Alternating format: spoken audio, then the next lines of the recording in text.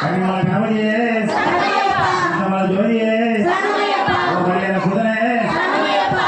பிரபுவே மாணவன் சோதரனே ஆபத்தில் காப்பவனே சுவையே தவிர்ப்பவனே ஈசனின் திருமகனே வீடில்லா தெய்வமே உன்னை பார்ப்பொருளே உலகாலும் காவலனே அருள் புரிந்தவனே அழைப்பவனே வெளியோருக்கு அருள்பவனே உங்களுக்குள்ள தெய்வமே ஏழை பங்காளனே